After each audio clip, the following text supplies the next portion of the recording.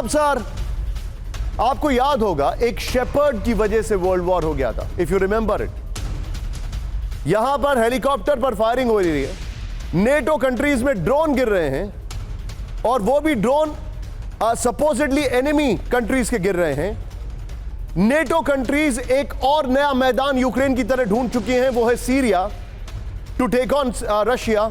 और अभी भी हम कह रहे हैं कि there is no world war.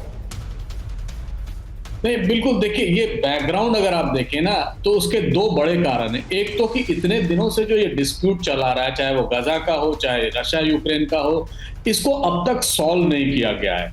अगले 50 दिन में एक बहुत महत्वपूर्ण सत्ता परिवर्तन होगा अमेरिका में।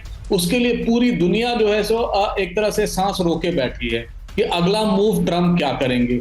और जो आप इंसिडेंट दिखा रहे हैं, इस टाइप के इंसिडेंट से ही मुझे हमेशा डर लगता है पर्सनली, क्योंकि अगर इतिहास को देखें तो हर बड़े वॉर एक्सीडेंट से ही इवॉल्व किए। चाहे वो प्रथम विश्व युद्ध हो, जब आर्चड्यूक फर्डिनेंड की मर्डर की गई थी और एक छोटा सा इंसिडेंट था, और उसके बाद प्रथम विश्व युद्ध हो गया था। सेकेंड वर्ल्ड वॉर उसी का कंटिन्यूएशन था। एक तरह से देखें, कहीं कोई दुर्घटना हो जाती है, और जिस तरह एलेना बार्बक ने कमेंट किया है, अगर आप उसको पढ़ेंगे तो आप पाएंगे कि जो रूस और जर्मनी की मित्रता थी, और अभी भी है, काफी हद तक है। ओलाफ शोल्ज ने डायरेक्टली पुतिन से बात किया है, और उन्होंने कहा कि अब टैंक दे चुके हैं, हम इससे ज्यादा नहीं देंगे।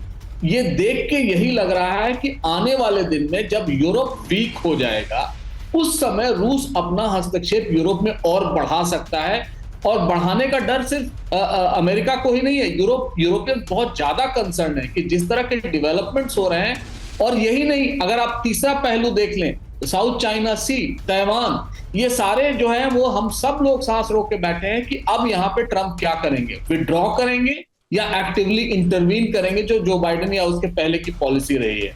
लेकिन जो हालात बन रहे हैं निशान, उसको देख के यही लग रहा है कि हम लोग तीसरे विश्व युद्ध के मुहाने पर खड़े हैं।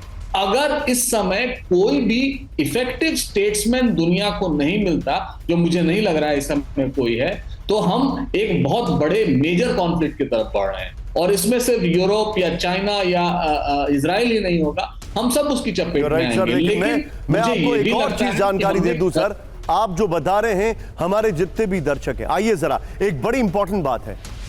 एक वॉर फ्रंट है यूक्रेन, जहां पर 32 नेटो की कंट्रीज रशिया को टेक ऑन कर रही हैं, और अब एक नया वॉर फ्रंट खुला है, वो है सीरिया, जहां पे फिर से रशिया को टेक ऑन किया जा रहा है। इंटरेस्टिंग बात क्या है, यूक्रेन में ड्रोन्स किसने दिए यूक्रेन को? टर्की ने। सीरिया में ब्लैक सी को डोमिनेट करने वाला जो एक कंट्री है, सीरिया की अगर मैं बात करूं, तो सीरिया में किसने विद्रोही भेजे? टर्की ने। यानी टर्की का रोल आप देख रहे हैं। अफगानिस्तान में किसने तालिबान की मदद की पीछे से? टर्की ने। अब सोचिए एर्दोगान। लेकिन आइए जरा, अब मैं आपको दिखा रहा हूं अगले 2 मिनट, इस मैप को जरा ध्यान से देखिए। There is no light here, उसके लिए मैं माफी चाहूंगा, लेकिन यहां पर आना भी नहीं है। लेकिन ये देखिए, यहां की जो जंग है वो मैं आपको दिखा रहा हूं। इस वक्त की बड़ी खबर, ब्रेकिंग और शॉट, सीधे आइए, हवा में सीधे आई अरब आर्मी का एक्शन। ब्रेक करिए जरा। हयात तहरीर अल शाम पर विध्वंसक हमला, ब्रेकिंग और शॉट। हयात तहरीर अल शाम के कई ठिकाने तबाह कर दिए गए।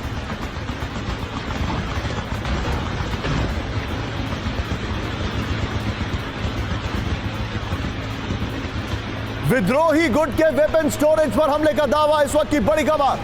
फिर से प्ले करिएगा वीडियो जरा। ये देखिए, फर्स्ट ऑन टीवी9 ने, ये देखिए जरा, फुल फ्रेम पे शॉट दिखाइए।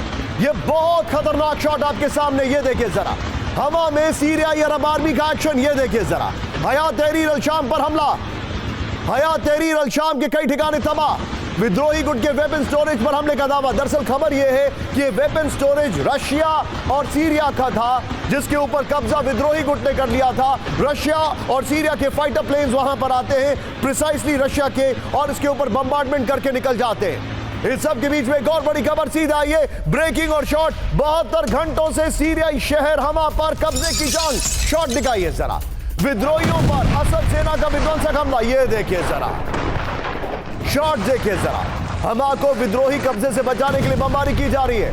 रूस के साथ मिलकर असद सेना का एक्शन। ये दोनों ब्रेकिंग, बल्कि ये दोनों शॉट दिखाइए विजय, बड़ी खबर।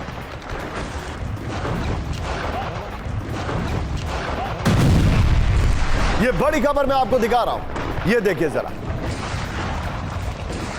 अब मैं चाहूंगा आपसे, आइए विजय जरा वॉल दिखाइए और बगल में ब्रेकिंग और शॉट प्ले करते रहिएगा। ये बड़ा इंटरेस्टिंग है कॉम्बिनेशन जो मैं आपको दिखा रहा हूं। रूस सीरिया में रूस का महाविध्वंस, ये देखिए बगल में ब्रेकिंग और शॉट, ये दोनों खबरें जो ब्रेकिंग और दिखाया आपने दिखाते रहिएगा। रूस की सीरिया विद्रोहियों के खिलाफ भीषण बमबारी, बड़ी खबर ये देखिए। टाटस बेस से रूसी नेवी का विद्रोहियों पर हमला, ये है टाटस बेस, ये देखिए जरा।